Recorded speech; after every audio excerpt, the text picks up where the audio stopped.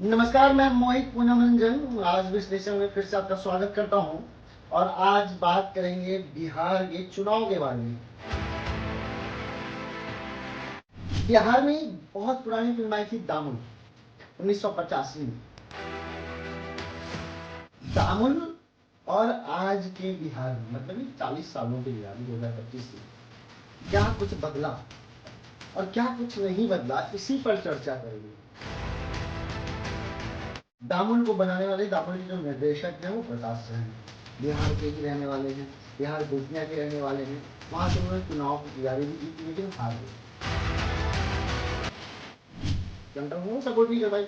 हर किसी के हाथ में राजनीति नहीं होती है, हर किसी के भाग्य में राजनीति नहीं होती है, तो जनता ने सपोर्ट नहीं दी। लेकिन उनके द्वारा बनाई गई फिल्में जो बिहार पर आधारित हैं, जैसे जिंदार सच्ची घटना पर आधारित है, जैसे दामुन सच्ची घटना पर आधारित है।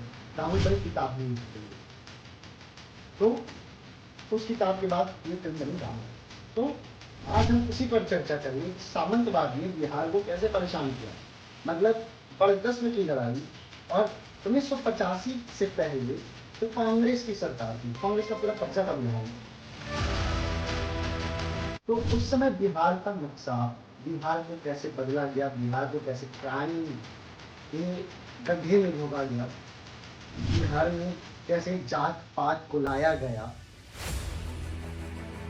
कि तुम कुर्मी हो तो तुम हमें सपोर्ट करो, मतलब हम कुर्मी है तो तुम भी कुर्मी हो, और तुम हमें सपोर्ट करोगे तो हम तुम्हारे लिए कुछ अच्छा करेंगे। हम यादव हैं तो तुम भी यादव हो, हम तुम्हें वोट करेंगे। हम पासवान हैं, तुम भी पासवान हो तो हम तुम्हें वोट करेंगे। और बिहार को यही इसी जात पात सामंतवाद ने, मतलब वर्चस्व की लड़ाई, पलायन ने कैसे बिहार को खराब कर दिया, इसी पर आज चर्चा करेंगे।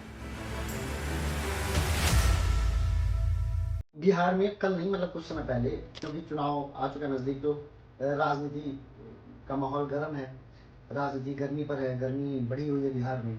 तो बिजली मुक्त कर दी थी, जो कि आजकल हर राज्य में हो रहा है। जनता भी लालची है, बेवकूफ़ है, जो बिजली फ्री दे रहा है तो उसको वोट कर दे रही है।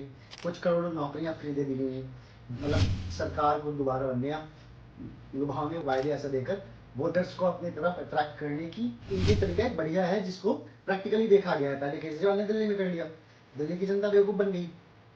अब बिहार में हो रहा है ना। तो ये सब जो लालच है, जिस लालच के कारण लोग वोट करते हैं या अपनी जात को वोट करते हैं, इन सब चीज़ों में बिहार में क्या कुछ बदला, इन 40 सालों में क्या कुछ बदला, मैं बताता हूँ आपको। बिहार में जात पात वैसी थी। बिहार में जो 40 साल 45 साल पहले था कि ये मेरे जात का है, मैं उसके जात का हूँ, मैं उसको सपोर्ट करूँगा, मैं उसको सपोर्ट करूँगा, वो बड़ी जात का है, ये छोटी जात का है, ये तो आज भी कायम है और राजनीति में साफ साफ दिखता है। बिहार की राजनीति में आपको बता दूं, पलायन, बिहार में सबसे ज्यादा IAS IPS प्रोड्यूस, बिहार सबसे ज्यादा IAS IPS प्रोड्यूस करता है। तो चलो प्रोड्यूस करता है, मैं बिहारी हूँ, मैं खुद बोल रहा हूँ कि बिहार में प्रोड्यूस होते हैं IAS IPS। तो बिहार में रहते क्यों नहीं है? बिहार में एक ऐसा गाँव भी है जिसका हर दूसरा घर किसी IAS IPS का घर है, लेकिन आप उसमें पैर नहीं रख सकते हैं, उसमें इतनी, वहां पर इतनी गंदगी है, तो वहां पर रहते क्यों नहीं? बिहार बदलता क्यों नहीं? बिहार की तस्वीर बदलती क्यों नहीं है? बिहार ही एक ऐसा राज्य है, हो सकता है किसी और राज्य में हुआ हो, लेकिन अभी कुछ समय पहले मैंने इस घटना को पढ़ा था। तो एक IAS की माँ, पत्नी, दो नौकरानी, तीनों का बलात्कार एक नेता के बच्चे के द्वारा किया जाता है। ये बिहार की घटना है। और ये 2 साल तक लगातार इस विभत्स घटना को, ये घटना चलता रहता है, ये मतलब हर रोज घटित होते रहता है। 2 साल बाद जब लड़कियों ने, महिलाओं ने, उस परिवार की, IAS की बीवी और माँ ने थोड़ा हिम्मत करके कोर्ट गई, मतलब पहले गवर्नर के पास गई, गवर्नर ने ऑर्डर दिया, तो जब FIR दर्ज हुआ तो डिस्ट्रिक्ट कोर्ट में जेल भी हो जाता है। डिस्ट्रिक्ट कोर्ट से जब हाई कोर्ट में वो लड़का जाता है, क्योंकि वो विधायक का बेटा था, उसे बरी कर दिया जाता है सबूतों के अभाव में। ये बिहार में होता है, ऐसा सिर्फ बिहार में हो सकता है। शर्म आती है कभी कभी बोलते हुए कि मैं बिहार का रहने वाला हूँ, उसी बिहार का जहाँ पर चाणक्य जन्म लिए थे। तो क्या मैं इतिहास पढ़कर, आर्यभट्ट और चाणक्य को पढ़कर हर रोज गीत गाता रहूँ कि मैं ऐसे बिहार में जन्म लिया हूँ? आज बिहार की क्या दुर्दशा है, ये आप सबको समझना चाहिए। और ये इसलिए है क्योंकि बिहार के जितने पढ़े लिखे लोग, जितने बड़े बिजनेसमैन हैं, वो सब बिहार छोड़कर भाग जाते हैं, उसको पलायन कहते हैं। आज भी पलायन जिंदा है, बिहार में होता रहता है। क्राइम में कोई कमी नहीं आई है। कल हॉस्पिटल में कत्ल कर दिया गया, है ना। 5 गुंडे बदमाश घुसे और गोली मारकर चले गए। कुछ दिन पहले एक बिजनेसमैन को गोली मार दी गई उसके दरवाजे पर। और ऐसी बहुत सारी घटनाएं होंगी, मामला दर्ज नहीं होता होगा, थाने में जो रिपोर्ट ली जाती होंगी।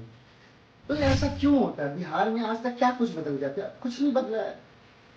मतलब हो सकता है कि रोशनी, लाइट, जब मैं बिहार में था 90s के दौर में, तो मेरे घर में रोशनी नहीं थी, मेरे घर में लाइट नहीं थी। और ऐसा सिर्फ मेरा परिवार नहीं था, बहुत सारे गाँव थे, बहुत सारे घर थे, बहुत सारे उस गाँव में या उस शहर में बहुत सारे घर थे जहाँ पर लाइट नहीं थी। जनरेटर से लोग काम चलाते थे, जनरेटर लगाया करते थे लोग। जनरेटर का बिल ज्यादा 200, 300, 250 रुपये महीने का। ये बिहार की दुर्दशा है। और बिहार में आज भी, आप यकीन माने या ना माने, आज भी ऐसी बहुत सारी जगहें हैं जहाँ पर लाइट नहीं है, जहाँ पर टॉयलेट करने के लिए लोग खेत में जाते हैं। ये बिहार की वो तस्वीर है जिसको अगर ठीक से पढ़ें और समझें तो आपको सिर्फ काला रंग दिखाई देगा। कामुल की कहानी का मूल मकसद सामंतवाद, सत्ता की क्रूरता को दर्शाना था। मैं ये आपको पढ़कर बता रहा हूँ। और ये दिखाना भी था कि सामंत किस भांति दमन के सहारे अपने वर्चस्व बनाए रखते हैं। ये सच है। जो सामंतवाद होते हैं, जो जो बड़े बिजनेसमैन या जो पूंजीवाद होते हैं, वो अपने से छोटे लोगों को बिहार में दबाते हैं। उनको दबाकर उनसे काम निकलवाना बिहार की ये पुरानी नीति है। यही कारण है कि जात पात को और बढ़ावा नहीं मिला। और उस समय तो कांग्रेस की सरकार थी जब ये फिल्म आई थी, और तब कांग्रेस की सरकार को दिखाई नहीं दे रहा था बिहार में क्या हालात है, बिहार में क्या बदलना चाहिए। आज वो घाव इतना बड़ा हो गया कि कैंसर का रूप ले चुका है। बिहार आज कैसे बदल जाएगा? बदलना भी है तो जनता को समझना पड़ेगा कि जनता को जात पात से हटकर वोट करना आना चाहिए। अगर जनता, हमारे और आप जैसे लोग अगर बिहार में जात पात को छोड़कर एक पढ़े लिखे कैंडिडेट को वोट करते तो बिहार की तस्वीर क्यों नहीं बदलेगी? बिहार में राजनीति क्यों नहीं बदलेगी? लेकिन अगर मैं कुर्मी हूँ तो मैं कुर्मी को वोट करूंगा, अगर मैं पासवान हूँ तो मैं पासवान को वोट करूंगा, अगर मैं यादव हूँ तो यादव को वोट करूंगा। ऐसा क्यों है? आज विश्लेषण में बस इतना ही। लेकिन अगर बिहार में राजनीति को बदलना है, बिहार की तस्वीर बदलनी है, ये जो लोगों का दिखावा कि मैं आर्यभट्ट के भूमि से हूँ, मैं उस भूभाग से हूँ जहाँ पर चाणक्य ने जन्म लिया, मैं उस भूभाग से हूँ जो पहले भारत की राजधानी हुआ करती थी, ये सब पुरानी बातें हैं। अब आप उस भूभाग से हैं, अब आप उस मिट्टी से हैं जहाँ पर क्राइम, जात, धर्म के नाम पर वोट होता है, जहाँ पर एक बड़ी जाति के लोग जो होते हैं, बड़ी जाति के जो लोग होते हैं वो छोटी जाति के लोगों को दबाते हैं। अब आप उसी धरती से हैं। और इस बात पर गर्व नहीं, आपको शर्म आनी चाहिए, मुझे भी शर्म आती है। ये बिहार की सच्चाई है। तो बिहार में अगर कुछ बदलना है ना तो आप अपने आप को बदलिए, अपने आँख नाक कान को खोल कर, अपने समझदारी को, अपने विवेक बुद्धि के दम पर, विवेक के दम पर वोट कीजिएगा।